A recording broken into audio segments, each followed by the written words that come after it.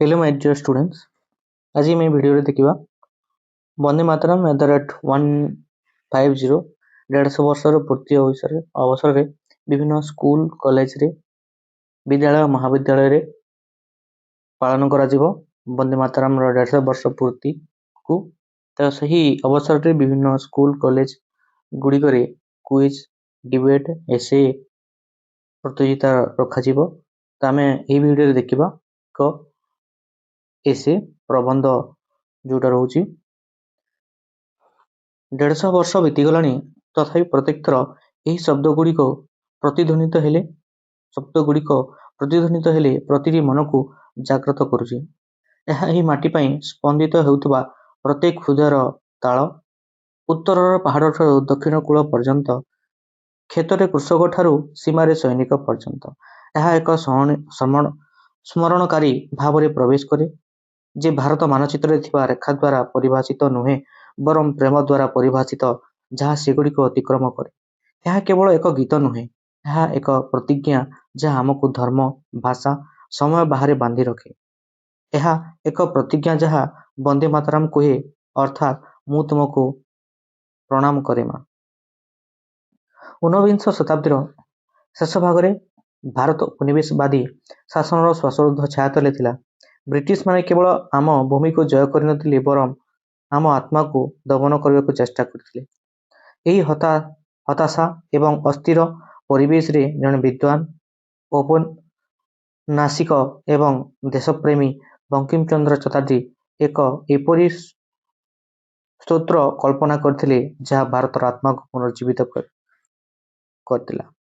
1872 मसीह जड़े सरकारी अधिकारी भाव कार्य करने समय से तांको लोकों अपमान को प्रत्यक्ष भाव देखिथिले। तांको कलम तांकर अस्त्र होईगला एवं भारत माता को श्रद्धांजलि स्वरूप वंदे मातरम लिखिले।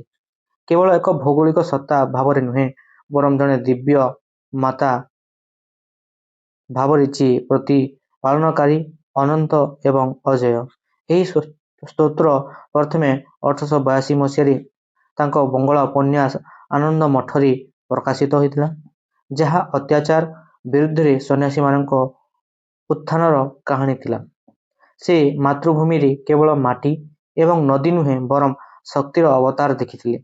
वंदे मातरम प्रत्येक पद भारतर भूमिर सौंदर्य, एहार उर्वर क्षेत्र, शीतल पवन एवं सुगंधित फूल को आह्वान करे एवं तापर देश को देवी एवं मार्गदर्शक भाव सम्मान करने को ऊपर को उठिए। जो जुगरे भारत को पूजा करने विद्रोहर कार्य थिला सही जुगरे वंदे मातरम साहसर मंत्र होईगला। 1896 मसीह कलिकता भारतीय जातीय कांग्रेस अधिवेशन प्रथम थर पर वंदे मातरम सार्वजनीन भाव गान करा एवं यह बहन करुवा स्वर आउ केही नुहंती बरम रवींद्रनाथ टागोर थिले। परवर्ती समय भारत को यार जातीय संगीत उपहार देथिबा कवि सही मुहूर्त देश को यार आध्यात्मिक गीत देथिले। यही गीत धर्म एवं अंचल को अतिक्रम कर लक्ष लक्ष लोकों को एक समान उद्देश्य भावना एकत्रित करथिला। स्वाधीनता आसीबार बहु पूर्वर यह स्वाधीनतार पाद चिन्हर शब्द होईगला। यह भारतर स्वाधीनता संग्राम गीत होईगला। पीढ़ी पर पीढ़ी नेता माने हृदयर निकटतर रखिथिले। महात्मा गांधी वंदे मातरम को जातीय गर्वर प्रतीक एवं ब्रिटिश मानक विरुद्ध एक समावेशी क्रंदन भाव देखुथिले।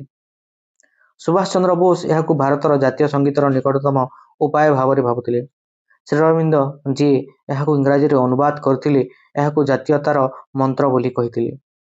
भारतर स्वाधीनता पर जितेबाला संविधान सभा नूतन भारतर जातीय संगीत एवं प्रतीक स्थिर करने एकाठी होता से वंदे मातरम प्रत्येक हृदय एक स्वतंत्र स्थान अधिकार करथिला।